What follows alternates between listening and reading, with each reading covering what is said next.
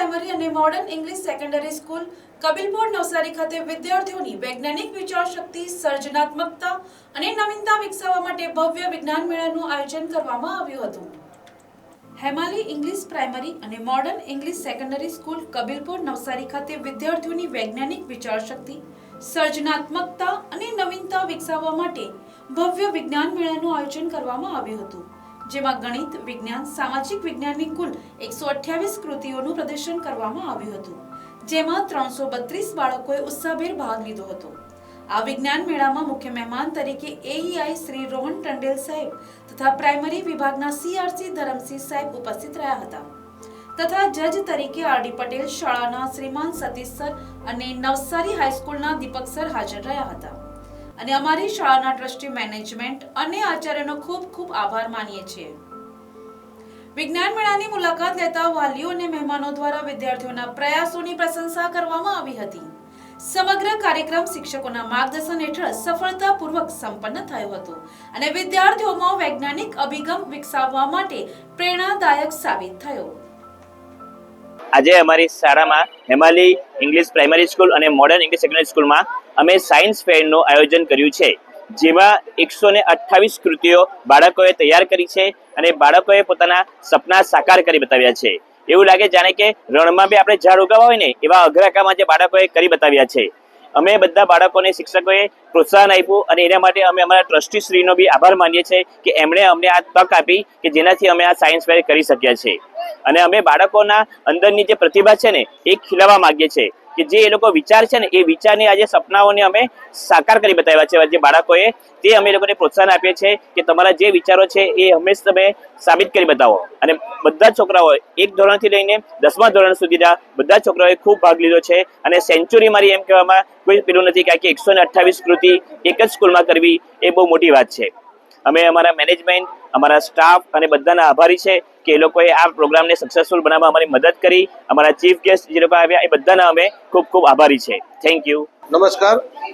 તારીખ 24 ડિસેમ્બરના રોજ હેમાલી ઇંગ્લિશ મીડિયમ સ્કૂલમાં સાયન્સ ફેરનું આયોજન કરવામાં આવ્યું હતું. મારો દીકરો પણ આ સ્કૂલમાં ભણે છે, તો નાના નાના ભૂલકાઓને મળીને સાયન્સના વિશે જે અમે સમજૂતી મળી એ મને ખૂબ જ આનંદ, અને આયોજન કરતાં પણ ખૂબ સ્કૂલ મેનેજમેન્ટનો પણ બહુ ખૂબ સારો સહકારથી બાળકો સારું એવો સાયન્સ ફેર કર્યું છે, જોતાં ખૂબ આનંદ થાય. અને આ જ રીતે આવા સ્કૂલ વાર્ષિક વર્ષ દરમિયાન સ્કૂલમાં આવા નવા પ્રોગ્રામ થતા રહે, જેથી બાળકોને પણ પ્રોત્સાહિત મળે, શિક્ષકોને પણ પ્રોત્સાહિત કરે અને બાળકો આગળ વધે. અને ભવિષ્ય આ જ રીતના ભવિષ્યમાં જ બાળકો આગળ વધીને સારી જેમ કે સાયન્ટિસ્ટ પણ કોઈ બની શકે, કોઈ એન્જિનિયર પણ બની શકે, અહીંથી જ એમનું ભવિષ્ય નક્કી થતું હોય છે.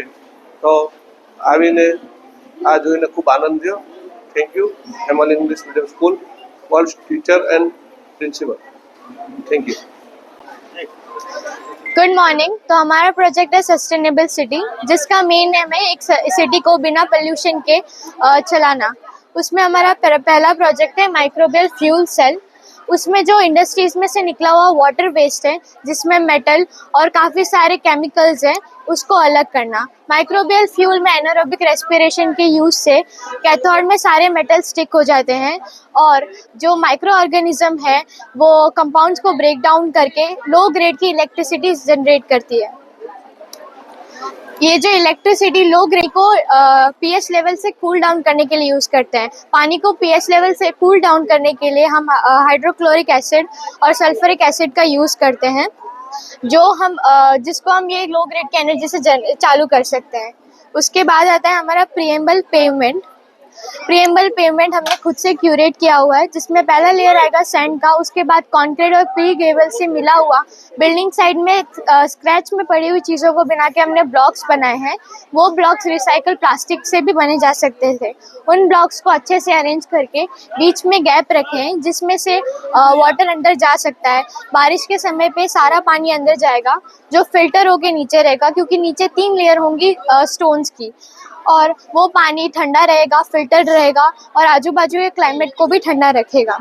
उसके बाद आता है टेरेस फार्मिंग। सॉइल इरोजन आज के टाइम का एक बहुत बड़ा प्रॉब्लम है, क्योंकि अंदर से पानी जितना निकाला गया है उसकी वजह से सॉइल ढीली पड़ गई है। सॉइल इरोजन से रोकने के लिए टेरेस फार्मिंग टेक्निक की यूज़ की जाती है, जिससे ऊपर के सेडिमेंट के जो लेवल है वो अंदर जकड़े हुए रहते हैं और जो पानी का क्वालिटी है वो भी अच्छा रहता है। पानी का धोवाण रुकता है तो वो जो ज़मीन है वो अच्छे से क्रॉप्स को फर्टाइल कर सकती है, फर्टिलिटी अच्छी होती है, क्रॉप्स अच्छे उगते हैं। उसके बाद आता है सोलार। सोलार जो है वो सन की डायरेक्ट रेस को इलेक्ट्रिसिटी में कन्वर्ट करती है फोटोवोल्टिक नाम से। ये जो सोलार प्रोजेक्ट है वो इलेक्ट्रिसिटी जनरेशन के लिए एक बहुत ही अच्छी चीज़ है। जिन रिमोट एरियाज में जहाँ इलेक्ट्रिसिटी के अभी भी कोई मीन्स नहीं है, वहाँ सोलार पोर्टेबल चीज़ है। हम सोलार को घर के बाहर, स्ट्रीट लाइट्स में, घर के अंदर कहीं भी आराम से यूज़ कर सकते हैं। रेनी सीजन में जब हमारे पास एक्स्ट्रा इलेक्ट्रिसिटी हो तो गवर्नमेंट को दे के हम पैसे भी कमा सकते हैं।